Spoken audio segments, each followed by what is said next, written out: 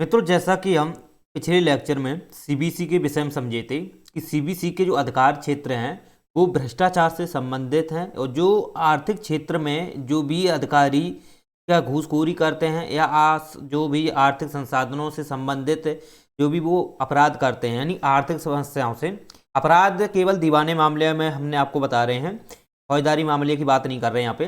तो सीबीसी को ये पावर थे, ठीक, कि जो भी अधिकारी वहाँ हुआ करते थे केंद्र स्तर के, केवल केंद्र स्तर के अधिकारियों की बात कर रहे हैं, तो वो किसी भी भ्रष्टाचार से संलिप्त हैं या वो कोई भी सरकार की जो भी संपत्ति है उसमें अगर वो कोई भी घूसखोरी करते हैं या कुछ ऐसे कार्य करते हैं व्यक्तिगत तौर पर, राइट। यहाँ पर सामूहिक नहीं है, यहाँ पर अगर भ्रष्टाचार कर रहे हैं व्यक्तिगत पर है।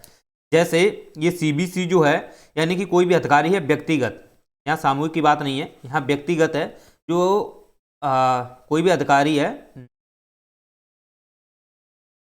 राइट, अधिकारी है वो व्यक्तिगत तौर पर अगर वो प्रशासनिक क्षेत्र में अगर वो सरकार की संपत्ति है या कुछ ऐसे दीवानी मामलों से भ्रष्ट है, ताकि वो देखा जाए तो संपत्ति को क्या कर रहा है, काले धन को या सफ़ेद धन बनाने में वर्क कर रहा है, तो ऐसी स्थिति में सीबीसी को पावर थी कि वहां पर उसका एक मुख्य सत्ता अधिकारी हुआ करता था, वो गोपनीयता के आधार पर वहां जांच पड़ताल करता था, राइट। ये जो था सीबीसी के आधार में हमने आपको समझाया था कि सीबीसी के क्या पावर हैं, उसको क्या शक्तियां दी गई, कैसे शक्तियां दी गई, कौन से ऐसे एक्ट के माध्यम से उन्हें पावर दी गई थी, इसके पहले वो किस क्षेत्र में काम करती थी, इसके बारे में मैंने डिटेल से समझा था, संरचना के बारे में मैंने डिटेल से समझा था। आज जो हम लेक्चर है आज है वो है सीबीआई, यानी कि सेंट्रल जो इन्वेस्टिगेशन जो ब्यूरो है, सीबीआई यानी सेंट्रल जो इन्वेस्टिगेशन ब्यूरो जिसे हम बोलते हैं, या हम कह सकते हैं ऐसे सेंट्रल ब्यूरो इन्वेस्टिगेशन। तो ये एजेंसी जो है इसकी स्थापना क्यों की गई? आप जानते हो कि सीबीसी होने के बावजूद भी इसकी स्थापना क्यों, मतलब सीबीसी उस टाइम आप देखोगे तो सीबीसी के पहले से हमारे यहाँ पर सीबीआई जो थी वो एक्चुअली में देखा जाए तो औपचारिक रूप में विद्यमान थी।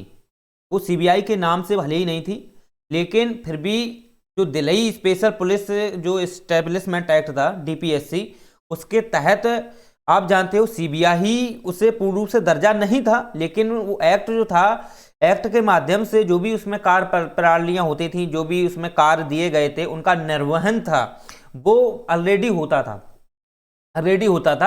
यानी स्वतंत्रता पूर्व, यानी भारत जब स्वतंत्र नहीं था, इन ब्रिटिश सरकार का जो डीपीएसपी था, डीपीएससी यानी दिल्ली स्पेशल जो पुलिस एस्टेब्लिशमेंट जो था उसके तहत, यानी 1946 में, चलो एक बार फिर से समझते हैं इसे। जो सीबीआई है इसकी स्थापना जो है वो के संथानम की कमेटी के माध्यम से ही हुई थी। के संथानम जो समिति थी उसके माध्यम से ही की गई थी, राइट। और इसकी स्थापना थी 1963 में हुई। लेकिन इसे जो पावर दी गई थी, इसे पावर मिली थी डीपीएसई एक्ट, जो दिल्ली स्पेशल पुलिस है, यानी कि डीएसपीई, हम इसे इस प्रकार से बोल सकते हैं, जो दिल्ली स्पेशल पुलिस है, इसके तहत जो इसे पावर दी गई थी वो इसके तहत दी गई थी। 1946 का जो एक्ट है इसके तहत इसे सीबीआई को पावर दी गई थी, यानी कि जो भी इसके कार्य हैं, जो भी इसका क्षेत्र है, ओके, वो क्षेत्र डिसाइड किया गया है, वो 1946 का जो डीएसपीई यानी कि जो अधिनियम है इसके तहत, 1946 के तहत इसे पावर दी गई, राइट। अब बात ये आती है कि इसका कार्य क्या होना चाहिए। तो आपको पता होना चाहिए कि जो सीबीसी का कार्य है वो भी आप जानते हो आर्थिक क्षेत्र में जो संपत्ति है उसमें सुधार करना है, तथा जो भ्रष्टाचार से युक्त जो अधिकारी हैं या ऐसे घूसखोर लोग हैं जो अधिकारी हैं उनको क्या करना है, उनको नियंत्रण करना, उन पर एफआईआर करना एवं उन्हें सी और डी के जो रैंक के अधिकारी हैं उनको दंडित करना है, राइट।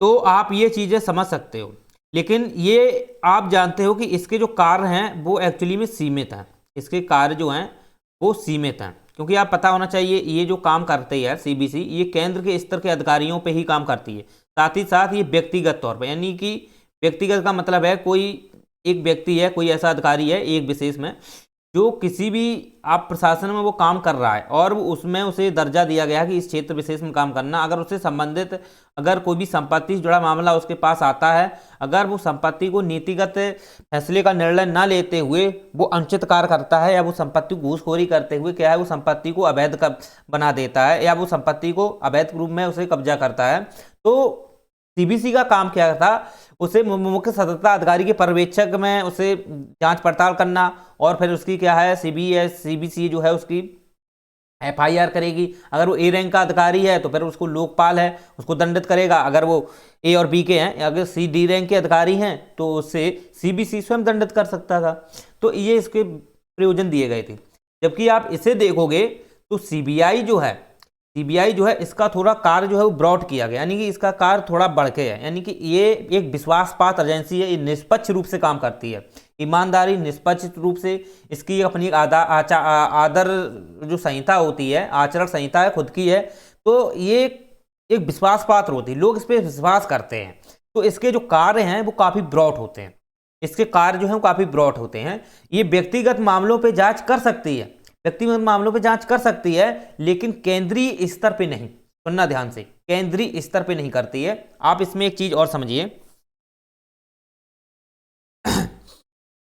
देखिए क्या होता है, आपको पता होना चाहिए इसके जो कार्य क्षेत्र हैं। आप जानते हो कि ये जितने भी अधिकारी होते हैं, कोई भी नीचे से चाहे कितना भी कोई सा अधिकारी हो, तो उसकी ये जांच करता है, चाहे राज्य स्तर के हों चाहे केंद्र स्तर के हों, सबकी ये जांच कर सकता है। अगर वो आर्थिक संसाधनों या आर्थिक संपत्तियों से संबंधित अगर वो संलिप्त है और भ्रष्टाचार की श्रेणी में के अंतर्गत अगर वो किसी भी प्रकार की संपत्ति को वो अवैध रूप में उसे कब्जा कर रहा है या वो संपत्ति को लेकर के जो भी उसका कार्यान्वयन है वो ठीक ढंग से ना करके वो संपत्ति को क्या कर रहा है, घूसखोरी के रूप में परिवर्तित कर रहा है, तो ऐसी अवस्था में जो सीबीआई है वो स्वयं संज्ञान ले लेती है, जबकि सीबीसी स्वयं संज्ञान नहीं लेती थी। सीबीसी में मुख्य सतर्कता अधिकारी होता था, वो व्यक्तिगत तौर पर वो चेक करता था विभाग में, मंत्रालय जो होता था वो विभाग में, जबकि सीबीआई जो है वो व्यक्तिगत नहीं करता है, वो भी अगर भ्रष्टाचार से ही करता है लेकिन वो संगठित रूप में होना चाहिए, यानी कि भ्रष्टाचार आर्थिक संसाधनों से है वो सीबीसी कर सकता है लेकिन वो व्यक्तिगत तौर पर करता है, और ये सीबीआई जो है ये संगठित रूप में करता है। व्यक्तिगत ये करता है लेकिन व्यक्तिगत आप जानते हो कि ये निजी संस्थाओं में करता है। सुनना ध्यान से, निजी संस्थाओं में। अभी हम आगे थोड़ा बहुत डिटेल से क्लियर करेंगे। देखो क्या होता है, पहले इसके कार्य क्षेत्र पढ़ने से पहले एक चीज और समझ लो। इसकी स्थापना जो थी वो के संथानम समिति थी, उसी के तहत की गई थी, और इसे पावर जो दी गई है वो डीपीएससी जो यानी कि दिल्ली स्पेशल जो पुलिस एक्ट है, एस्टेब्लिशमेंट है, उसके तहत 1946 में दी गई थी। राइट, 1946 का ही है और इसे पावर दी गई, और इसकी स्थापना तो 1963 में हुई थी, और के संथानम कमेटी में, क्योंकि के संथानम कमेटी जो गठित हुई थी 1962 में हुई थी, और उसने रिपोर्ट जो सीबीआई की दी 1963 में दी, इसके तहत की गई, और जो सीबीसी की है वो 1964 में थी। तो आप इसमें आप देखोगे सीबीआई जो है इसके कार्य भी ब्रॉड है, सब कुछ है, लेकिन इसे बाद में गृह मंत्रालय के यानी कि इसी के संथानम की समय जो सिफारिश थी, इसी के आधार पर गृह मंत्रालय ने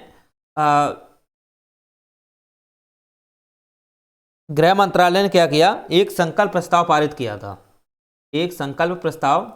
पारित किया, और इसका या हम इसे कह सकते हैं संकल्प प्रस्ताव एक प्रस्ताव ऐसा होता है जो किसी विशेष क्षेत्र में एक संगठन बनाने के लिए या कोई भी ऐसा प्रयोजन देने के लिए, या हम ऐसे भी कह सकते हैं कि संकल्प प्रस्ताव ऐसा भी होता है जो किसी को पद से हटाने के लिए भी जारी किया जाता है। राइट, जैसे उपराष्ट्रपति हैं, इनके प्रति संकल्प प्रस्ताव आ जाता है। ठीक है, तो ऐसे संकल्प प्रस्ताव जारी किए जा सकते हैं। अध्यक्ष जैसे लोकसभा का, उसके प्रति संकल्प प्रस्ताव ला लेते हैं। तो आप समझ सकते हो कि संकल्प प्रस्ताव से किसी को पद से पदमुक्त भी कर सकते हो, और किसी संकल्प प्रस्ताव के माध्यम से किसी भी प्रशासनिक क्षेत्र में कोई भी आयोग हो या कोई ऐसी एजेंसी है उसको भी स्थापित कर सकते हो, उसको संगठन प्रक्रिया के तहत उसे भी शक्ति पावर दे सकते हो। लेकिन वो पावर एक प्रकार से देखी जाए तो केंद्रीय कानून जो नियम होते हैं उसके अकॉर्डिंग नहीं मानी जाती है, उसके अकॉर्डिंग तभी मानी जाएगी जब कानूनी तौर पर उसे दर्जा दिया जाता है, इससे पहले नहीं मानी जाती है। ठीक है, तो गृह मंत्रालय जो है उसने इसका मतलब इसका गठन किया था और 1963 में ही किया था, संकल्प प्रस्ताव पारित करके। चलिए, तो इतना आप समझ सकते हो। लेकिन इसे जो पावर है, सीबीआई को जो पावर है, मैंने आपको ऑलरेडी बताया है, इसके तहत दी गई है दिल्ली स्पेशल पुलिस स्टैब्लिशमेंट जो एक्ट 1946, इसके तहत दी गई है। चलिए, अगर अगर ये जांच जो करता है, सुनना मेरी बात, इसकी जांच की बात करें तो सीबीआई जो होता है वो जांच जो करता है वो सिविल मामले भी जांच करता है, सिविल मामले प्लस में आपराधिक मामले।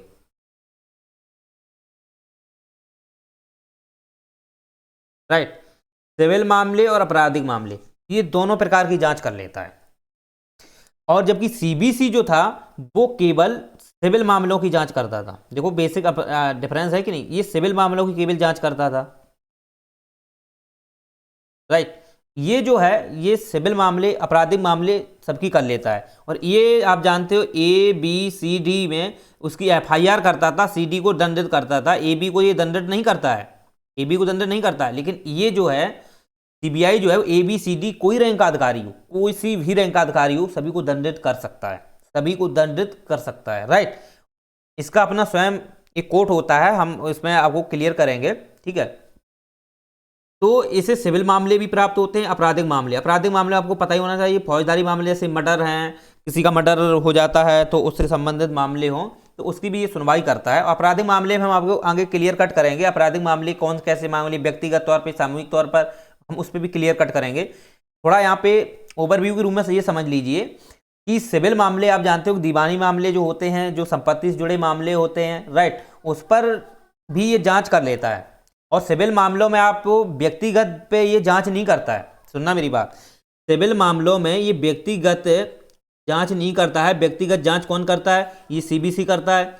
जबकि अगर ये सिविल मामला ऐसा मामला है, संपत्ति से जुड़ा मामला है और ये किसी संगठन द्वारा, राइट, कोई ऐसी संस्था द्वारा अपराध किया गया हो या सामूहिक अपराध, हम इसे सामूहिक बोलते हैं, यानी कि सामूहिक किसी क्षेत्र में या संपत्ति के क्षेत्र दीवानी मामलों में सामूहिक रूप से अगर संपत्ति को हड़पा गया हो, संपत्ति को हड़पा गया हो, तो ऐसी अवस्था में भी ये जो सीबीआई है वो जांच कर लेती है। राइट, तो ये एक संगठित होनी चाहिए, सामूहिक होना चाहिए। यहाँ पर ऐसा नहीं है व्यक्तिगत नहीं, एक व्यक्ति विशेष में तो सीबीसी है ही, लेकिन सामूहिक, और सामूहिक ये जांच करती है, सीबीआई है वो सामूहिक जांच करती है। काफ़ी व्यक्ति हैं मिलकर एक संस्था बनाते हैं, उसके माध्यम से वो क्या है भ्रष्टाचार फैलाते हैं या भ्रष्टाचार करते हैं, और ऐसी भ्रष्टाचार जैसी जो अवैध गतिविधियाँ हैं इनमें वो संलिप्त रहते हैं। तो उनकी जांच पड़ताल जो है वो कौन करती है, वो स्वयं संज्ञान लेते हुए सीबीआई करती है। इसकी कोई अपनी अलग से मुख्य सत्ता अधिकारी या वो ऐसा अलग से नहीं बैठालती है, इसकी स्वयं की एक पूरी संरचना होती है, हम संरचना पर भी बात करेंगे। तो उसके माध्यम से ये जांच पड़ताल करती है। चलिए, तो इतना आपको समझ में आना चाहिए। तो अब बात ये आती है कि ये सिविल मामले हो गए, तो सिविल मामला हमने आपको बता दिया है, संपत्ति से मामला वो सामूहिक मामला होना चाहिए, राइट, व्यक्तिगत नहीं होना चाहिए। जबकि आपराधिक मामला आप देखोगे, आपराधिक मामले अगर वो व्यक्तिगत भी हैं, व्यक्तिगत और सामूहिक ये दोनों की सुनवाई करता है इसमें, राइट, व्यक्तिगत और सामूहिक। तो व्यक्तिगत सामूहिक कैसा होता है, ऐसा मामला होता है या कोई एक व्यक्ति है वो किसी का मर्डर कर देता है, या किसी व्यक्ति का एक का मर्डर कर दिया गया है, तो इसकी भी जांच है वो सीबीआई करती है। लेकिन सीबीआई जांच किन आधार पे करती है, इसके लिए वो डायरेक्ट जांच नहीं करती है, सुनना मेरी बात ध्यान से, इसके लिए वो डायरेक्ट जांच नहीं करती है। यहाँ पर वो है वो डायरेक्ट जांच कर सकती है, स्वयं संज्ञान ले सकती है। लेकिन यहाँ पर आपराधिक मामले में अगर आप देखोगे तो व्यक्तिगत तौर पर मामला है, व्यक्तिगत तौर पर मामला है। अगर किसी व्यक्ति का मर्डर किया गया है तो ऐसे में व्यक्तिगत मामले पर अगर वो जांच करेगी तो वो स्वयं ऐसे जांच नहीं करती है। उसके लिए आप जानते हो जो राज्य होते हैं, राज्य की जो अपनी सीआईडी वगैरह भी होती हैं, एसआईटी होती हैं, ठीक, जो स्पेशल इन्वेस्टिगेशन जो टीम होती हैं ये भी जांच करती हैं। सीआईडी है जो क्रिमिनल जो इन्वेस्टिगेशन डिपार्टमेंट पूरा एक होता है, तो वो भी जांच करता है, राइट।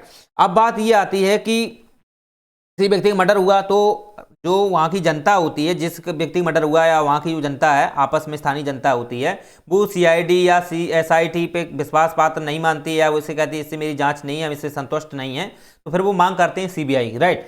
तो वो सीबीआई की जब मांग करते हैं, तो सीबीआई की जब मांग होती है तो ये राज्य क्या करता है, फिर अपनी एक मतलब कि ऐसा है कि ये मांग करता है सीबीआई की, तो राज्य जब मांग करता है तब सीबीआई इसकी जांच करती है व्यक्तिगत तौर पर। वैसे सीबीआई जांच नहीं करती है, उसके लिए राज्य होती है, राज्य की खुद अपनी एजेंसियां होती हैं, वो स्वयं करती हैं। वहाँ का पुलिस डिपार्ट होता है, कानूनी एक अपना डिपार्ट होता है, लॉ एंड ऑर्डर, उसके तहत जो जानकारी जुटाई जाती है वो सब राज्य करता है। वहाँ की सीआईडी है, एसआईटी है, वो सब राज्य करता है।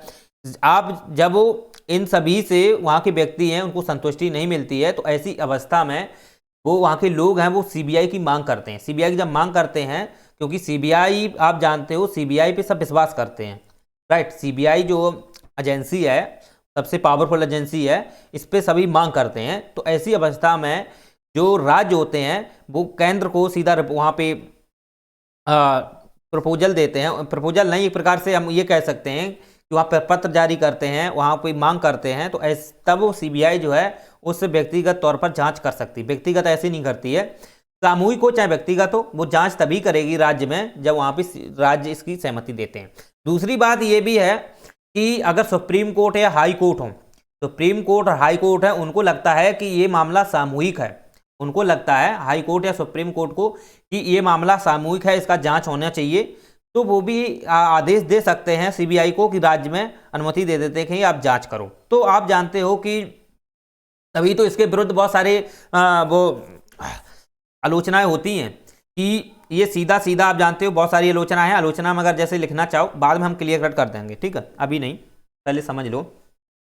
तो हाई कोर्ट हो या सुप्रीम कोर्ट हो, अगर वो चाहें तो डायरेक्ट भी राज्य में सीबीआई की जांच कराने को आदेश दे सकते हैं, क्योंकि आप जानते हो कि जो सीबीआई होता है इसका स्वयं का अपना हाई कोर्ट होता है, लेकिन इस हाई कोर्ट के विरुद्ध भी सुप्रीम कोर्ट जा सकते हो। तो आप ये चीज क्लियर कट कर लीजिए, जब सुप्रीम कोर्ट इसके विरुद्ध भी जा सकते हैं तो सुप्रीम कोर्ट में कितना पावरफुल है। तो सुप्रीम कोर्ट इस चीज की स्वयं इसको आदेश दे सकता है कि हाँ, ये मामला आपराधिक मामला, प्रवृत्ति, एक सामूहिक प्रवृत्ति का मामला है, आपराधिक सामूहिक रूप से है। तो ऐसी अवस्था में हाई कोर्ट हो या सुप्रीम कोर्ट हो, वो उसको ऑर्डर दे सकता है कि आप राज्य में जांच कर सकते हो।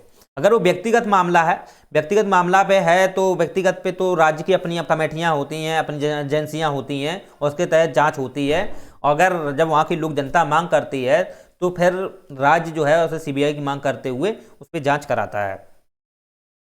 चलिए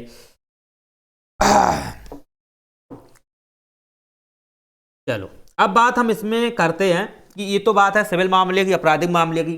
कुछ ऐसे मामले भी होते हैं जैसे निजी संस्था जो मामले होते हैं, राइट। ये तो अभी तक मैंने बात की संपत्ति की हो चाहे आपराधिक मामले की हो, ये बातें जो थी ये वाली, ये मैंने राज्य से जुड़ी बातें की, ठीक। राज्य की संपत्ति, राज्य की संपत्ति, या हम इसे बोल सकते हैं केंद्र की संपत्ति, ठीक। राज्य या केंद्र की संपत्ति से जुड़े मामले हों, इसमें वो स्वयं संज्ञान लेती थी, राइट। अब ऐसे भी मामलों की ये जांच करती है जो निजी संस्था द्वारा किया गया, यानी प्राइवेट कोई संस्था है, कोई ऐसी कंपनी है, निजी कंपनी है और निजी तौर पर है, उसके माध्यम से अगर कोई भ्रष्टाचार हो रहा है, राइट, उसके माध्यम से भ्रष्टाचार हो रहा है, वो भ्रष्टाचार आप देखोगे संपत्ति से जुड़ा है, राइट, संपत्ति से जुड़ा भ्रष्टाचार है, तो ऐसी अवस्था में भी वो जांच कर लेती है, ठीक। ऐसी कंडीशन में वो जांच कर सकती है निजी संस्था। इसका कोई सरकार से कोई मतलब नहीं है, सरकार से इसका कोई जुड़ाव नहीं है, फिर भी जो सीबीआई है वो निजी संस्था से जुड़ा मामला है। अगर निजी संस्था किसी भी आर्थिक अपराध की श्रेणी के अंतर्गत है तो उसकी वो स्वयं जांच कर सकती है, राइट। ये चीज़ें आप समझ सकते हो। तो निजी हो या सरकार से जुड़ा मामला हो तो उनसे सभी अधिकारियों की जांच कर सकती है, और निजी संस्था से कोई जुड़ा मामला हो तो सामूहिक, लेकिन यहाँ भी सामूहिक होना चाहिए, राइट। लेकिन यहाँ व्यक्तिगत अगर है तो व्यक्तिगत कर सकती है, सामूहिक व्यक्तिगत दोनों कर सकती है, लेकिन बस ये है कि यहाँ पर निजी से जुड़ा मामला जो है वो सीबीसी इसकी जांच नहीं करता है, ठीक। इसकी जांच है वो सीबीसी नहीं करता है, ये बात आप समझ लीजिए। तो यहाँ का निजी संस्था से जुड़ा मामला है उसको सीबीआई ही जांच करती है। ऐसे बहुत सारे पी चिदम्बरम का मामला हो या सिसोदिया का जैसा अभी मामला चला था, उनकी जो जांच लेकर सीबीआई ने की थी, ठीक है। तो इनकी बहुत सारे जुड़ा, जैसे बिहार में शराबखोरी का जो मामला है उससे जुड़े बहुत सारे फैसले मामले आते रहते हैं, तो उन पे जांच सीबीआई करती है। पश्चिम बंगाल में सीबीआई ने भी जांच की, राइट। और सीबीआई ने आपने देखा हो, सीबीआई ने अभी मर्डर केसों में बहुत सारे हुए हैं पिछले, तो उन पे जांच की है, ठीक है। तो ऐसे में सीबीआई जो है ना, वो जांच करने के लिए इसकी काफ़ी शक्ति है, बहुत पावरफुल है, इसको बहुत शक्तियाँ दी गई हैं, तो आप ये चीज़ें समझ सकते हो।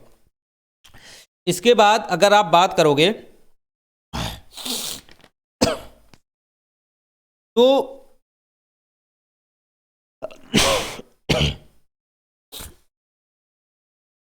कार के अंतर्गत अगर आप जानना चाहो तो कार में आप जानते हो कि केंद्रीय स्तर पर आप जानते हो कि जैसे आर्थिक या आपराधिक मामले हैं, ठीक है। आपराधिक मामले आप जानते हो कि केंद्र स्तर पर, आर्थिक तो आप जानते हो संसाधनों से मामले होते हैं, ठीक है, संपत्ति जुड़े मामले होते हैं, साथ साथ आपराधिक मामले भी होते हैं, ठीक है। जो प्रशासनिक क्षेत्र में अधिकारी होते हैं वो भी आपराधिक मामले करते हैं, अपराध करते हैं, वो भी करते हैं या करवाते हैं, तो ऐसी अवस्था में भी वो जांच पड़ताल करती है, ओके। इसके बाद आप जानते हो कि सिविल से संबंधित मामला, वित्तीय से संबंधित मामला हो, या हम ऐसे बोल सकते हैं कि जो संपत्ति जुड़ा आपराधिक मामला हो, उनकी भी ये कार्य क्या है, वो जांच कर सकती है। तो ये हमने आपको क्लियर कट कर दिए हैं, कोई ज़्यादा इसमें खास नहीं है। चलिए, तो उम्मीद करते हैं आपको ये चीज़ें समझ में आ गई होंगी। चलो तो इसके क्षेत्र, अधिकार क्षेत्र हैं थोड़े ब्राउट हैं, थोड़े इसके बृहत हैं। चलिए, अब बात हम करते हैं इसकी संरचना की। अभी तो इसके कार के संदर्भ में समझा मैंने कि कार क्या क्या कर सकती है, तो कार आपको पता होना चाहिए कि किसी भी रैंक का अधिकारी हो, ABCD जांच कर सकती है, इसका अपना कोर्ट होता है, इसका पूरा एक अपना प्रशासकीय शाखा होती है, ठीक है, उसका अपना कोर्ट होता है, वो हम अभी आगे क्लियर कट करेंगे। इसके साथ अलग से विभाग होते हैं, उन विभागों में अपना अपना एक काम होता है, उसके तहत ये सभी इसकी एक पूरी संरचनाएं होती हैं। तो संरचना में जो भी अधिकारी होते हैं, जो भी इसकी कार्यप्रणाली होती है, उसमें कार्यों का जो निर्वहन किया जाता है, क्या उनके उत्तरदायित्व होते हैं, किस प्रकार से काम करते हैं, इनके विषय में हम थोड़ा समझते हैं पहले। और अगर इसमें थोड़ा जानना चाहो तो आप एक चीज़ और समझ सकते हो कि अभी तो मैंने आपको बताया सिविल मामले और आपराधिक मामले, राइट, दोनों मामलों की ये जांच करती है, ठीक है। और ये निजी संस्थाओं से जुड़े मामले हैं, अगर संपत्ति से जुड़े मामले हैं तो उनकी भी ये जांच कर सकती है। अब बात ये आती है कि संपत्ति से जुड़ा मामला ऐसा भी होता है जो राज्य स्तर पर काफ़ी संस्थाएं होती हैं, ये तो हमने केंद्र स्तर पर निजी संस्थाएं की बात की है, अब राज्य स्तर पर भी बहुत संस्थाएं होती हैं, तो उनपे जो निजी संस्थाएं होती हैं, जो किसी राज्य द्वारा, अथॉरिटी द्वारा, वो प्राधिकरण के तहत कंपनियां चलती हैं, तो उनसे जुड़े अगर मामले होते हैं तो उनसे भी ये जांच कर सकती है, स्वयं संज्ञान में लेते हुए जांच कर सकती है, वहाँ राज्य की अनुमति नहीं होती है, जांच कर सकती है, राइट। लेकिन अब व्यक्तिगत तौर पर आपराधिक मामला होता है तो वहाँ पर जो जाँच होती है उस पे लिए राज्य की अनुमति लेनी होती है, ठीक है। अगर राज्य की अनुमति नहीं लोगे तो फिर इसकी आलोचना होती है। इसकी आलोचना बहुत सारी होती हैं, अगर लिखना चाहो तो लिख सकते हो। जैसे आप ये कह सकते हो, इसमें जो विपक्ष के नेता होते हैं वो हमेशा आलोचना ये करते रहते हैं कि ये एजेंसी जो है ये किसी जो बहुमत पार्टी दल की सरकार होती है उसके निष्पक्ष ये काम करती है, उसके पक्ष में ये काम करती है। क्योंकि आप जानते हो कि जिसकी सरकार होती है, राइट, जिसकी सरकार होती है तो उस सरकार, आप जानते हो कि सरकार भी आप जानते हो पावरफुल होती है, तो जितने भी प्रशासनिक क्षेत्र में काम होते हैं वो पूरे ऊपर, जो प्रशासन से ऊपर तक, ऊपर में जो काम होते हैं सभी सरकार के माध्यम से ही क्रियान्वित किए जाते हैं। तो सरकार जैसा ऑर्डर देती है, सरकार जैसा कहती है, तो उस हिसाब से भी सीबीआई काम करती है। तो सीबीआई आप जानते हो विपक्ष के नेता हैं, तो उनको लगता है कि ये हमारे विरुद्ध काम कराते हैं, तो ऐसी में भी ये आलोचना करते रहते हैं कि हमारी जांच कराते रहते हैं, हमारे संसाधनों की या हमारी संपत्ति की जांच कराते हैं। तो आप जानते हो अभी बीच में बहुत सारे मामले जो हुए थे, दिल्ली में जो फैसले, बहुत सीबीआई ने भाई जांच की थी सिसोदिया को लेकर, आप उसको चीज़ को समझ सकते हो। तो जो विपक्षियाँ पार्टी हैं वो हमेशा इस पर विरोध जताती रहती हैं सीबीआई को लेकर के। दूसरी बात ये है कि ये आप जानते हो कि ये डायरेक्ट राज्य में भी ये सुनवाई कर सकती है, किन आधार पे, जैसे कोई मामला सामूहिक होता है, ठीक है, तो सामूहिक मामला होता है तो ऐसी अवस्था में जांच कर सकती है। तो फिर ये राज्य सरकार भी इस पर कभी कभी ये करते हैं कि हमारी एसआईटी है, हमारी सीआईडी है, तो फिर राज्य फिर ये सीबीआई क्यों जांच करती है, या सुप्रीम कोर्ट आदेश दे देता है उस अवस्था में ये जांच करती है। तो ऐसे में ये भी इस पर आलोचना करते रहते हैं।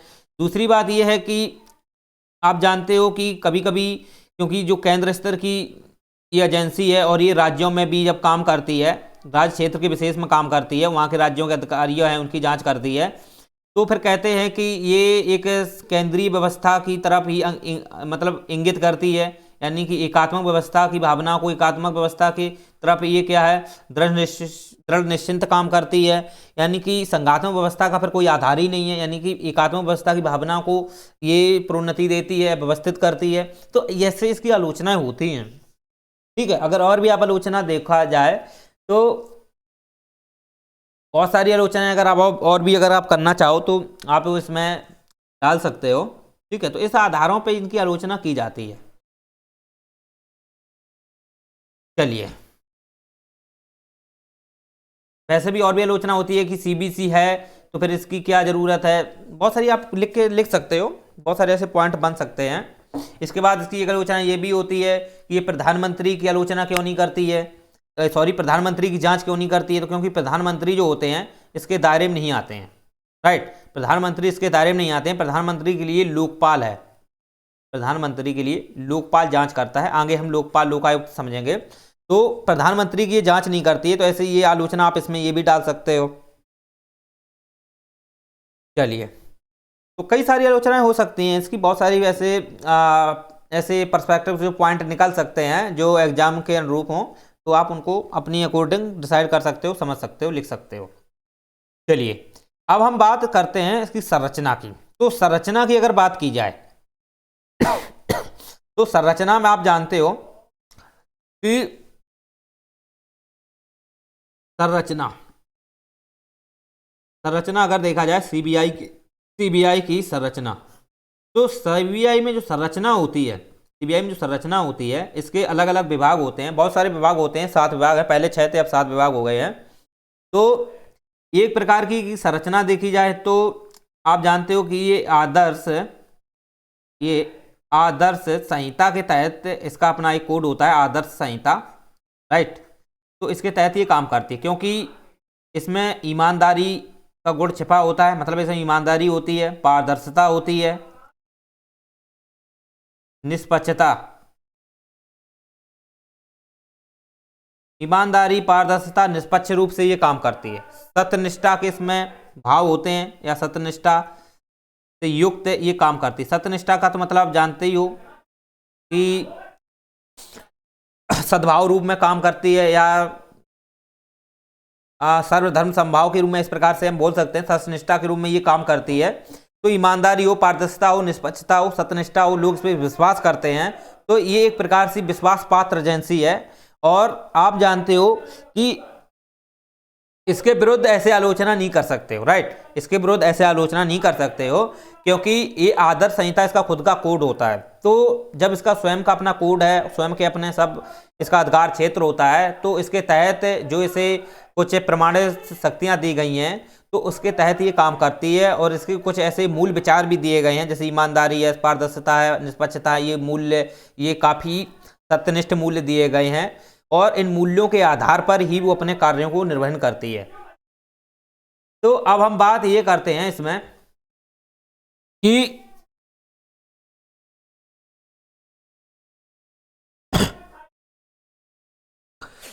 अगर बात की जाए इसकी संरचना की, तो संरचना में आप जानते हो कि पहले आप शुरुआत में जब 1963 में इसे गठित किया गया था, तो उस समय इसके जो डायरेक्टर होते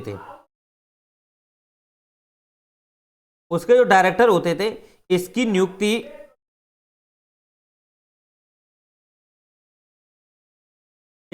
केंद्र सरकार करती थी स्वयं। इसकी नियुक्ति स्वयं केंद्र सरकार करती थी। केंद्र सरकार अभी भी करती है, लेकिन पहले ऐसी कोई कमेटी नहीं होती थी, केंद्र सरकार स्वयं इसकी नियुक्ति कर लेती थी, कोई कमेटी नहीं गठित की जाती थी। और केंद्र सरकार, ये जो डायरेक्टर होता था, ये केंद्र सरकार के मतलब कि एक प्रसाद प्रेम समझ सकते हैं, इस प्रकार से काम करता था। यानी कि केंद्र सरकार जब चाहे तब इसे डायरेक्टर को हटा सकती थी, जब चाहे इसे रख सकती थी। ओके, इसका कोई कार्यकाल निश्चित नहीं था, कोई कार्यकाल निश्चित था। 2 महीने, 3 महीने, 4 महीने, जैसा केंद्र सरकार चाहती थी वह हिसाब से ये काम करता था। ओके, क्योंकि सीबीआई का मुख्य डायरेक्टर ही होता है और डायरेक्टर जैसा परमिशन आदेश नीचे देता है उस हिसाब से एजेंसी काम करती है। अब केंद्र सरकार द्वारा ये अथॉरिटी संचालित की जा रही है, केंद्र सरकार उसको नियुक्त कर रही है और अपने अकॉर्डिंग उसको काम करा रही है, तो निश्चित ही ये निष्पक्ष काम नहीं था। समझ रहे हो? क्योंकि आप केंद्र सरकार के दबाव में फिर डायरेक्ट ये काम करेगा, क्योंकि इसे कभी चाहे सरकार जब चाहे तब हटा दे, जब चाहे तब इसको शामिल कर ले। तो ऐसे में डायरेक्टर को अपने पद की भी अपनी एक प्रतिष्ठा होती है, तो वो अपनी पद को बनाए रखते हुए केंद्र सरकार के सभी कार्यों का वो अपना तरीके से निर्वहन करेगा। अब केंद्र सरकार में तो राजनीतिक लोग होते हैं, अब वो जैसा कहेंगे तैसा डायरेक्टर करेगा, तो निश्चित ही ये सरकार जो है ये जो एजेंसी है, तो इसका कहीं ना कहीं अपना एक मूलभूत जो गुण है या अपनी एक आदर्श संहिता है, उसमें कहीं ना कहीं एक पारदर्शिता है, उसमें कमी देखने को मिलेगी। राइट, तो फिर आप जानते हो इसी के लिए इसके बाद इसके डायरेक्टर की निश्चित पदवी देने के लिए आपको पता होना चाहिए 2003 में, ठीक है, 2003 में क्या हुआ कि सीबीसी 2003 में क्या हुआ कि जो सीबीसी था एक्ट था, 2003 का सीबीसी एक्ट था, उसके तहत इसे क्या किया गया, सीबीसी 2003 का एक्ट था, उसके तहत जो डायरेक्टर था, ये जो डायरेक्टर था इसे 2 वर्ष का कार्यकाल दिया गया। यानी कि पहले कार्यकाल नहीं था इसका निश्चित, जब चाहे तब हटा देता था, लेकिन अब सीबीसी एक्ट है जो इसके तहत आप जानते हो जो सीबीसी को वैधानिकता दी गई थी, 2003 में वैधानिकता जो दी गई थी या उसे संवैधानिक जिस हिसाब से दर्जा दिया गया था, सीबीसी के तहत है वैधानिकता दर्जा दी गई थी, उसी सीबीसी के एक्ट के तहत इसी डायरेक्टर जो सीबीआई का डायरेक्टर है उसे 2 वर्ष का कार्यकाल दिया गया था। और ये डायरेक्टर जो होता है काफी उच्च का अधिकारी होता है, काफी मुख्य सचिव कैबिनेट सचिव का अधिकारी होता है ये डायरेक्टर। राइट, चलिए आप जानते हो डायरेक्टर, आप जानते हो जो आईजी रैंक का अधिकारी होता है, आईजी, ठीक, एक ये महानिदेशक जिसे बोलते हैं, महानिदेशक जिसे बोलते हैं, उस रैंक का अधिकारी होता है ये डायरेक्टर। ठीक है, तो इसे 2 वर्ष का, फिर इसे 2 वर्ष का सीबीसी एक्ट के तहत इसे 2 वर्ष का कार्यकाल दिया गया। अब 2 वर्ष से इसे पहले नहीं हटा सकते हो, 2 वर्ष तक रहेगा। लेकिन आप जानते हो अभी तक इसकी कमेटी गठित करने की बात नहीं थी, कमेटी इसमें भी नहीं दी गई थी। कमेटी जो दी गई है वो दी गई लोकपाल लोकायुक्त अधिनियम, लोकपाल लोकायुक्त जो अधिनियम था 2013 का, उसके तहत इसे जो डायरेक्टर नियुक्त होगा, इसके तहत जो डायरेक्टर नियुक्त होगा, अब क्या होने लगा, कार्यकाल तो 2 वर्ष है, कार्यकाल तो 2 वर्ष है, राइट, लेकिन डायरेक्टर जो था इसकी नियुक्ति के लिए कमेटी की बात की गई। ठीक, और इस कमेटी में आप जानते हो 3 सदस्य रहेंगे, कमेटी में 3 सदस्य रहेंगे। पहले प्रधानमंत्री, पहला प्रधानमंत्री है, दूसरा जो है लोकसभा का विपक्ष का नेता, लोकसभा के विपक्ष के नेता रहेंगे। तीसरे जो हैं वो हैं सीजीआई यानी कि मुख्य न्यायाधीश, सुप्रीम कोर्ट के मुख्य न्यायाधीश, राइट, या इनके द्वारा कोई न्यायाधीश हो या कोई भी न्यायाधीश हो, सुप्रीम कोर्ट का न्यायाधीश होना चाहिए, मुख्य न्यायाधीश नहीं है तो न्यायाधीश होना चाहिए। ठीक है, चलिए, तो ये 3 सदस्यीय कमेटी का गठन जो था वो लोकपाल लोकायुक्त अधिनियम 2013 के तहत दिया गया। अब इनके तहत इनकी सिफारिश के आधार पर ही कमेटी जो है इस डायरेक्टर की नियुक्ति करेगी, राइट, इस डायरेक्टर की नियुक्ति करेगी। उसका कार्यकाल 2 वर्ष तो आपको बता ही दिया है, इसके तहत दिया गया था। चलिए, तो आपको ये चीजें समझ में आ गई होंगी। चलो, अगर आप डायरेक्टर को हटाने की बात करोगे, तो इस कमेटी के माध्यम से ही हटा सकते हो, राइट। पहले मनमाने ढंग से हटा देती थी सरकार, अब ये कमेटी होनी चाहिए। कमेटी में इनके विपक्ष का नेता, मुख्य न्यायाधीश और ये प्रधानमंत्री, ये तीनों होना चाहिए। ठीक है, तीनों की सहमति होनी चाहिए, तब ये कमेटी जो है इन्हें हटा सकती है, चलिए, तो आप इस प्रकार से समझ सकते हो। क्योंकि विपक्ष का नेता आवश्यक होता है, विपक्ष का नेता आवश्यक होता है, क्योंकि कोई भी बहुत सारी ऐसे पार्टियां होती हैं, विपक्ष की पार्टियां होती हैं जो बहुत सारी घूसखोरी करती हैं, तो उसमें एक विपक्ष का नेता होना भी चाहिए, राइट। अब उसका एक अपना विचार कैसा है, इसके प्रति कैसा वो सोचते हैं, तो ये भी जरूरी होता है ना। चलिए अब बात करते हैं इसकी संरचना में बृहत क्षेत्र की। संरचना का बृहत क्षेत्र कौन कौन सा होता है, आप देखो। तो पहला तो आपको पता ही होने चाहिए कि इसमें एक डायरेक्टर होता है, और जो डायरेक्टर है इसकी जो नियुक्ति है उसके संदर्भ में बताई दिया, कार्यकाल बताई दिया है। अब ये आईजी रैंक का ही होता है, इसे हम बोलते हैं महानिदेशक, या हम इसे महानिरीक्षक भी बोल सकते हैं, ठीक है। महानिरीक्षक, महानिरीक्षक अधिकारी होता है, ठीक है, ये होता है, राइट, आईजी होता है। तो एक आईजी हो गए, इसके बाद ये डायरेक्टर होते हैं, और भी जो सदस्य होते हैं, जिसे बोलते हैं सहायक निरीक्षक। जो सहायक निरीक्षक होते हैं, इनकी अगर बात की जाए तो ये भी इसमें शामिल होते हैं। इसके बाद अतिरिक्त निरीक्षक भी होते हैं, इसे अतिरिक्त निर्देशक हम बोलते हैं, अतिरिक्त निर्देशक भी होते हैं। साथ ही साथ संयुक्त निर्देशक होते हैं, राइट, संयुक्त निर्देशक होते हैं। और इनकी जो नियुक्ति है, सुनना, देखो इन सभी की डायरेक्टर की जो नियुक्ति है, डायरेक्टर की नियुक्ति कौन करता है, वो करती है कमेटी, और कमेटी में 3 सदस्य होते हैं, ये मैंने आपको बता दिए हैं कौन कौन है, राइट। और जब इन्हें हटाया जाएगा तो ये कमेटी के माध्यम से ही हटाते हैं। जबकि आप इधर देखोगे ये जो सदस्य हैं, सहायक निरीक्षक हैं, अतिरिक्त निर्देशक हैं, संयुक्त निर्देशक हैं, इनकी जो नियुक्ति है, ये जो सीबीसी के जो आयुक्त होते हैं, देखो सीबीसी का फिर से रोल आया, सीबीसी के जो आयुक्त होते हैं, यानी कि मुख्य सदस्य होते हैं, उनके माध्यम से इनकी नियुक्ति की जाती है, राइट, उनके माध्यम से नियुक्ति की जाती है। और इनकी नियुक्ति को मैंने आपको बता ही दिया था कैसे होती है, कमेटी से ही गठित होती है, राष्ट्रपति कमेटी गठित करते हैं, उसमें देखा हो गृह मंत्री है, उसमें विपक्ष का नेता भी होता है, वो हमने आपको सब बता दिए हैं। चलो, तो मुख्य जो सीबीसी के मुख्य आयुक्त होते हैं वो इन सदस्यों को गठित करते हैं। इसके बाद आप जानते हो इसी संरचना में 5000 कर्मचारी और होते हैं, ये अधिकारी हैं, ये 5000 अधिकारी ही होते हैं, राइट, ये वैसे कर्मचारी नहीं होते हैं, नॉर्मल ये अधिकारी होते हैं, आईपीएस रैंक के अधिकारी होते हैं। तो ये अधिकारी जो होते हैं ये इसमें काम करते हैं। तो इसका बहुत बड़ा क्षेत्र होता है, तो 5000 कर्मचारी, पुलिस अधीक्षक जैसे आईपीएस एसपी बोलते हैं, सुपरिटेंडेंट जो अधिकारी होता है सुप्रीम, तो वो भी इसी में ही शामिल होते हैं, क्योंकि वही रैंक के ही अधिकारी होते हैं, जैसे प्रकार से 5000 होते हैं, तो वो सब इसी में काम करते हैं, राइट, इसी में काम करते हैं।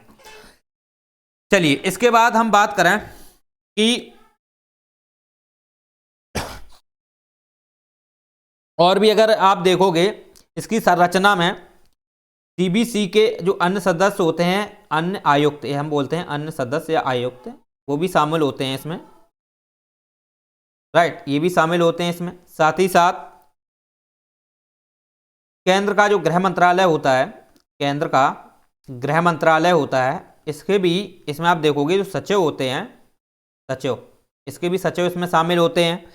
साथ ही साथ आप जानते हो कार्मिक प्रशिक्षण जो मंत्रालय है, गृह मंत्रालय कार्मिक प्रशिक्षण मंत्रालय है, जो एजेंसियां होती हैं उनका अपना एक मंत्रालय होता है, कार्मिक प्रशिक्षण मंत्रालय है, तो इनके भी सचिव इसमें शामिल होते हैं, कार्मिक प्रशिक्षण मंत्रालय के भी सचिव इसमें शामिल होते हैं। तो इस प्रकार से इसकी संरचना एक होती है।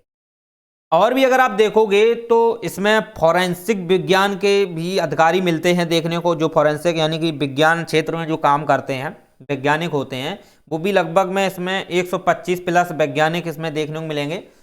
इस संरचना में आप अगर देखोगे तो 125 फॉरेंसिक का मतलब है ऐसा होता है जो आपराधिक क्षेत्र में जो काम करते, आपराधिक प्रवृत्ति का जो मामला है, आपराधिक श्रेणी के अंतर्गत मामले आते हैं, जैसे मर्डर है, किसी को पानी में डुबो को मार दिया, किसी को जला के मार दिया, तो किसी को फांसी लटका के मार दिया, ऐसे में फॉरेंसिक जो लोग होते हैं, ठीक है, अधिकारी या वैज्ञानिक हम बोलते हैं उनको, वो काम करते हैं। वो काम करते हैं, उसकी जांच पड़ताल करते हैं, कैसे मारा गया, क्या मारा गया। तो इसमें पूरा एक वैज्ञानिक डिपार्टमेंट होता है, एक वैज्ञानिक प्रयोगशाला होती है, वो काम करती है। ये तो ऐसे 125 होते हैं। साथ ही साथ आप देखोगे जो 250 विधि अधिकारी भी इसी में आते हैं। 250 विधि अधिकारी, यानी कि विधि अधिकारी का मतलब है ऐसे एक कानूनी ज्ञाता होते हैं जो काफ़ी कानूनी क्षेत्र में ज्ञान है, जिनको बहुत ज़्यादा ब्रॉड नॉलेज है कानूनी क्षेत्र में, अच्छे से विषयों का अध्ययन किया है कानून में। तो वो भी 250 विधि अधिकारी इसी में शामिल होते हैं। तो आप समझ सकते हो इसमें कितना पावरफुल है, ये बहुत ज़्यादा है। ये दोनों मामलों की सुनवाई करता है, चाहे सिविल हो, दीवानी मामले हों, या चाहे या आपराधिक मामले हों, जिसे हम जिसे बोलते हैं फौजदारी मामले, वो इसी में शामिल होते हैं। चलिए अब बात हम इसमें ये करते हैं कि इसकी शाखाएं क्या क्या होती हैं। जब 1963 में इसकी स्थापना की गई थी तो उस समय इसके 6 विभाग थे। राइट, इसके 6 विभाग थे। वर्तमान में 7 विभाग हैं इसके। राइट, वर्तमान में इसके 7 विभाग हैं। अब इन विभागों की अगर हम बात करें तो विभागों में आप जानते हो कि पहला विभाग है भ्रष्टाचार निरोधक शाखा। भ्रष्टाचार निरोधक शाखा, तो ये जो शाखा है, आप जानते हो भ्रष्टाचार जो निरोधक शाखा है, इसके विषय में अगर आप समझोगे तो भ्रष्टाचार का मतलब ये आप समझ गए हो कि किसी भी श्रेणी में भ्रष्टाचार हो, चाहे आपराधिक प्रवृत्ति में भ्रष्टाचार हो, चाहे संपत्ति में भ्रष्टाचार हो, चाहे कोई भी अधिकारी भ्रष्टाचार करे। राइट, तो उसकी एक शाखा होती है, उसकी जांच पड़ताल करती है, उसकी जांच पड़ताल करती है। इसमें भी आप जानते हो एक उप महानिरीक्षक होता है, उप महानिरीक्षक। इसमें एक उप महानिरीक्षक होता है, वो काम करता है। राइट, और एक ज्वाइंट जो डायरेक्टर होता है वो भी इसी में शामिल होता है। ज्वाइंट डायरेक्टर, ज्वाइंट डायरेक्टर होता है वो भी इसी में शामिल होता है। उप महानिरीक्षक भी होते हैं और ज्वाइंट डायरेक्टर हैं वो भी इसमें शामिल होते हैं। तो इस प्रकार से आप समझ सकते हो कि ये भ्रष्टाचार निरोधक शाखा है। इसमें जो भी भ्रष्टाचार हो रहा, कोई भ्रष्टाचार हो, जैसा भी हो, हाँ आतंकवादी वाला भ्रष्टाचार नहीं होना चाहिए, आतंकवादी भ्रष्टाचार नहीं होना चाहिए। देखिएगा, थोड़ा समझो, आतंकवाद से जुड़े जो मामले हैं, आतंकवाद से जो जुड़े मामले हैं उस पर सीबीआई सुनवाई नहीं करती है। ये बात दिमाग में क्लियर कट कर लेना। आतंकवाद से जुड़े मामले जितने भी हों, राइट, आतंकवाद के जुड़े मामले, जैसे आपने देखा हो कि 2008 में जब मुंबई हमला हुआ था, तो मुंबई हमला के बाद 2008 में क्या हुआ था कि जो एनआईए थी उसका गठन किया गया था, उसका गठन किया गया था एनआईए का। तो एनआईए जो है नेशनल इन्वेस्टिगेशन एजेंसी थी, 2008 में आई थी। तो ये काम करती है आतंकवाद से जुड़े, आतंकवाद से जुड़े अपराधिक प्रवृत्ति के मामले हों, और भी मामले जैसे हों, आतंकवाद से अगर मामला जुड़ा हुआ हो, या आप ऐसे कह सकते हो जैसे फैमा का मामला नहीं, इसमें फैमला मामला नहीं आता, इसमें आतंकवाद का ही मामला आता है। आतंकवाद से जुड़े हुए मामले होते हैं, उनकी ये सुनवाई नहीं करता है, उसकी सुनवाई जो है एनआईए करता है। तो ये थोड़ा दिमाग में आप क्लियर कर लेना कि आतंकवाद से जुड़े जितने भी मामले हैं, आपराधिक प्रवृत्ति को, चाहे कोई भी प्रवृत्ति का हो, उसकी एजेंसी जांच करने के लिए एनआईए होती है, सीबीआई नहीं होती है। ठीक है, सीबीआई भारत के अंदर अंदर ही काम करती है। आतंकवाद से जुड़े मामले की सुनवाई एनआईए करती है। उसका गठन 2008 में किया गया था। तो थोड़ा थोड़ा अंतर है, थोड़ा थोड़ा बेसिकली अंतर है इसमें।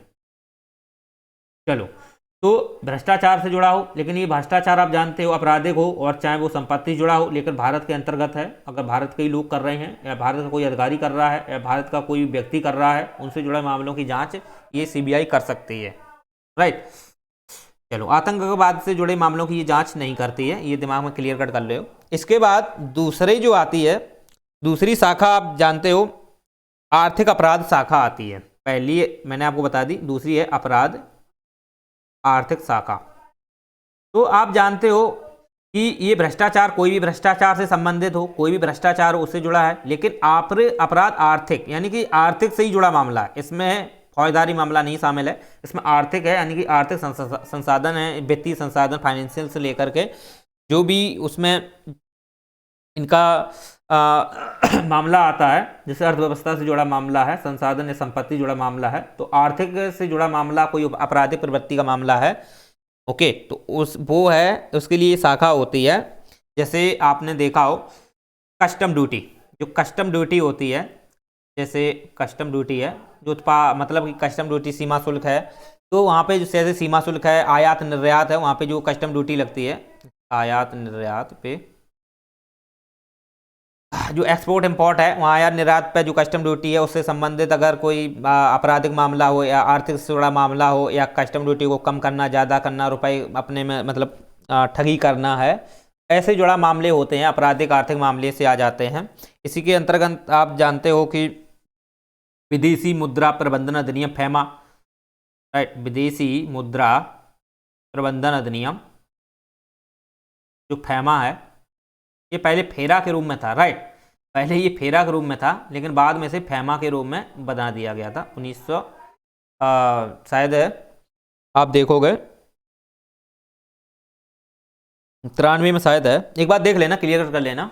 तो विदेशी जो मुद्रा प्रबंधन अधिनियम है, पहले ये फेरा के रूप में था 1989 के तहत, फिर इसे बाद में फैमा में परिवर्तित कर दिया गया था। इसका काम क्या है, विदेश की जो जैसे कि लेन देन होता है ना विदेशों से, तो उसका मुद्रा का प्रबंधन करना है, उसका देखरेख करना है, यानी जैसे कि अपना रुपया को डॉलर में परिवर्तन करना है, या अपने पास देखो संपत्तियां हैं, कुछ ऐसी हॉट संपत्तियां हमारे पास विदेशों की रखी रहती हैं, क्योंकि आप जानते हैं कि व्यापार जो है विदेशों के साथ होता है, तो व्यापार में लेन देन होता है, तो उस समय संपत्तियों का भी आप एक्सचेंज किया जाता है, ठीक है, संपत्ति का भी एक्सचेंज किया जाता है। तो उसके लिए जो अधिनियम बनाया गया है, इस अधिनियम के तहत कैसे संपत्तियों का एक्सचेंज किया जाएगा, कैसे रख रखाव किया जाएगा, उसके लिए क्या लीगल तौर पर होना चाहिए, तो उससे जुड़े अगर कोई भी मामले हैं, उससे जुड़े कोई मामले आते हैं, वो भी जांच अपराध आर्थिक से आएगा, और इसकी भी सीबीआई जांच करेगी, क्योंकि सीबीआई की आपराधिक शाखा है ना ये, इसलिए। तीसरी बात अगर आप देखोगे, इसकी एक शाखा और भी होती हैं, जैसे कि इसके अंतर्गत अगर आप और लेना चाहो तो सरकार के जो भी टैक्स हैं, ठीक, सरकार के जो टैक्स होते हैं, अब ये टैक्स है, कोई भी टैक्स हो, सरकार का मतलब राज्य सरकार है, केंद्र सरकार है, दोनों सरकार आ सकती हैं, और टैक्स से जुड़े मामले आप जानते ही हो कि सरकार, केंद्र सरकार के कौन टैक्स होते हैं, राज्य के कौन होते हैं। तीसरा मामला आप देखोगे विशेष अपराध शाखा, तो विशेष अपराध शाखा में आप देखोगे ये जो शाखा होती है, विशेष अपराध शाखा, आप जानते हो जो आप जानते हो सीआरपीसी और आईपीसी, इनके तहत जो भी मामले आते हैं, इनके तहत जो भी मामले आते हैं, उन पर ये सुनवाई नहीं करता है, ठीक है। विशेष अपराध शाखा जो है सीआरपीसी या आईपीसी, हम ऐसे कह सकते हैं सीबीआई जो है सीआरपीसी या आईपीसी से जुड़े जो मामले हैं, ठीक है, उस पर सुनवाई नहीं करता है, राइट, उसकी जांच नहीं करता है, आप दिमाग में क्लियर कर लो। सीआरपीसी आईपीसी धारा के तहत जो मामले आते हैं, ये वैधानिक मामले होते हैं, इतनी सारी धाराएं होती हैं, तो उनसे जुड़ा कोई अगर मामला हो, जैसे आईपीसी सीआरपीसी, ठीक, तो इसके तहत अगर कोई अपराध है, इसके तहत अपराध है, तो उसकी ये जांच नहीं करती है। अगर इसके तहत अपराध नहीं है, इसके तहत अपराध नहीं है, तो फिर उसकी जांच करती है। तो ये विशेष अपराध शाखा है, सीआरपीसी आईपीसी धारा के तहत अगर कोई मामला नहीं है तो उसकी जांच कर लेगी, अगर इसके तहत मामला है तो इसकी जांच नहीं करेगी, क्योंकि आप जानते हो ये स्वयं क्या करता है, ये स्वयं आप जानते हो इसका एक कोर्ट होता है, अभी हम बताएंगे। इसके लिए आप जानते हो कि पांचवा, अगर आप समझना चाहो तो पांचवा जो प्रशासनिक शाखा होती है, जो प्रशासनिक शाखा होती है, इसके तहत आप देखोगे एक कोर्ट होता है, राइट, का एक अपना कोर्ट होता है। ये कोर्ट जो है दीवानी मामले हों चाहे फौजदारी मामले हों, दोनों की ये जांच करता है। जांच करने के बाद इसके तहत दंड दे सकता है, राइट, ये दंड दे सकता है, ओके। लेकिन ये मामला सीआरपीसी आईपीसी धारा के तहत है, वैधानिक में आता है, तो वो इस पर ये कोर्ट जो है वो सुनवाई नहीं करेगा, जहाँ सीबीआई नहीं करती है, ठीक है, ये दिमाग में क्लियर कट आप कर लेना। अगर ये कोर्ट कैसी प्रकार से अगर दंड दे रहा है, मनमाने ढंग से दंड दे रहा है, तो आप इसके खिलाफ सुप्रीम कोर्ट में भी जा सकते हो, अर्जी लगा सकते हो, सुप्रीम कोर्ट में इसके खिलाफ आप अपील कर सकते हो, या कोई भी याचिका है उसको दायर कर सकते हो। तो ये आप दिमाग में क्लियर कट कर लीजिए, ठीक है। तो कोर्ट इसका खुद का कट होते हैं। तो हमको आपको ऑलरेडी बता ही दिया है कि सीबीआई जो है अर्धन्याय प्रवृत्ति की है, चलिए, इसके बाद आप जानते हो कि नीतिगत व समन्वय शाखा भी होती है। तो नीतिगत व समन्वय शाखा, तो नीतिगत समन्वय शाखा का मतलब क्या है, इसमें आप जानते हो, इसमें अगर आप देखोगे तो आप जानते हो कि जैसे राज्यों की जो पुलिस होती है उसके बीच समन्वय बनाए रखना होता है, साथ ही साथ लोकपाल और से जुड़े जो मामले होते हैं उनके बीच समन्वय बनाए रखना होता है, और जितने भी पुलिस प्रशासनिक क्षेत्र है उसके बीच एक कड़ी का काम करता है ये, ठीक। के बीच नीतिगत है, समन्वय मतलब रहता है एक आपस में सहसंबंध होना चाहिए, पारदर्शिता होनी चाहिए, तो इस प्रकार से ये काम करता है। ओके, तो आप ये चीजें समझ सकते हो। चलिए, इसके बाद अभियोग निदेशालय। अभियोग निदेशालय, अभियोग निदेशालय आप देखोगे तो इसके तहत आप जानते हो कि जो फॉरेंसिक प्रयोगशाला होती है, फॉरेंसिक प्रयोगशाला होती है,